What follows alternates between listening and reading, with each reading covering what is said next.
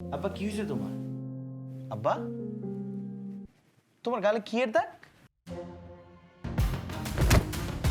কি ওই চেয়ারম্যানের মাইয়ার এত বড় সাহস আমার কাবা ঘরে হাত দিয়েছে? ওই চেয়ারম্যানের মাইয়ার একদিন কি আমার একদিন হাত করে আমি বাইরে ফেলাবো। আব্বা ছাড়ো আমারে।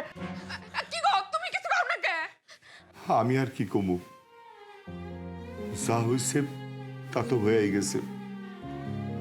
চেয়ারম্যানের তো আমরা এই গ্রামে বাস করি, আমগো তো জায়গা জমি কিছুই নাই। চেয়ারম্যান দয়া করে আমাকে জমি দিছে, সেই জমি চাষ করে আমরা খাই। তুমি এটা কেমন কথা কইলা আব্বা? চেয়ারম্যানের জমি চাষ না করলে কি হইব? আমরা কি না খাইয়া মইরা যাবো গা? হ্যাঁ আব্বা শোনো, এই দুনিয়াতে না আল্লাহ তাআলা কাউরে না খাওয়া মারে না। আব্বা তুমি আমার আটকে বেড়া ছাড়ো।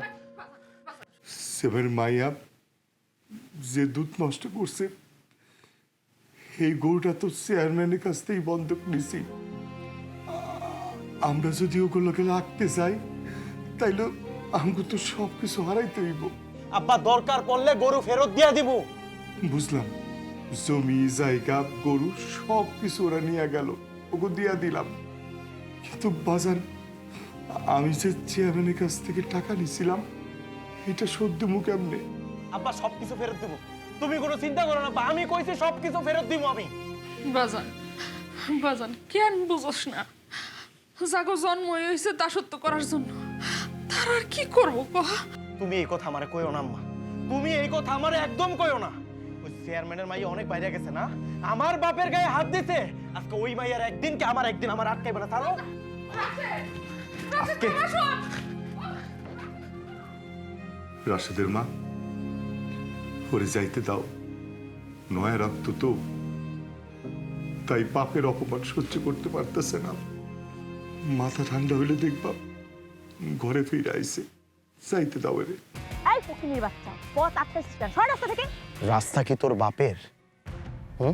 এই কি বলি তুই? এই ফকিনীর বাচ্চা, তুই আমার সাথে তুই তো করিস? তুই জানিস না আমি কে? জানি, তুই তো গাড়িতে অনেক কম হয়ে গেছে রে, তোর অনেক পাপ জমে গেছে, আর অনেক কিছু বাকি, অনেক কিছু দেখবি তুই। ফকি মনে কি বাকি? সেটা সময় হলে দেখতে পারবি। আগে ক, আমরা কি মানুষ না? আমগরে কি তোর মানুষ মনে হয় না? মানুষ তোরা, তোরা হচ্ছিস চাকর বাকর। চাকর বাকর? এই চাকর বাকর বইলে কি আমগো এই সমাজে বাস করার কোনো অধিকার নাই? হ্যাঁ আছে তো, আমরা যদি দয়া করি তাহলে থাকবে, আর না হলে না। তুই আমার বাপের দুধের কলসি ফালাই দিয়া নষ্ট করছিস কেন? ও, তুই তাহলে ওই ফকিন্নির বাচ্চার ছেলে। আমার মাথা গরম হয়ে গেলে আমার কিচ্ছু মনে থাকে না। এই দুনিয়াতে আমি সবকিছু মাইনে নিতে পারি, কিন্তু আমার জন্মদাতা পিতারে যে অসম্মান করে, অপমান করে, তারে আমি মাইনে নিতে পারি না। তুই বাপের বয়সে একটা মুরব্বীর গায়ে হাত তুললি কেন? তার গালে চড় মারছস কেন? কেন? চাকর বাকরদের না মালে না ওরা কথা শোনে না। একটাবার ভাইবা দেখছস? একটাবার তুই ভাইবা দেখছস? তুই তোর বাপের বয়সে যে মুরব্বীটার গায়ে হাত তুলছস, সে আমার বাপ, আর আমার বাপ কতটা কষ্ট পাইছে তুই চিন্তা করতে পারতেছস? আরে এই লোকটা গরিব হইতে পারে, কিন্তু সমাজে কি তার মান সম্মান নাই? কি তোদের মান সম্মান? মানে হাসালি তুই আমাকে? ও, তগো মান সম্মান মান সম্মান, আর আমাগো মান সম্মান মান সম্মান না? ওই সামনে থেকে সর, আমার মাথা গরম হয়ে গেলে না আমি তোকেও কিছু করে ফেলবো।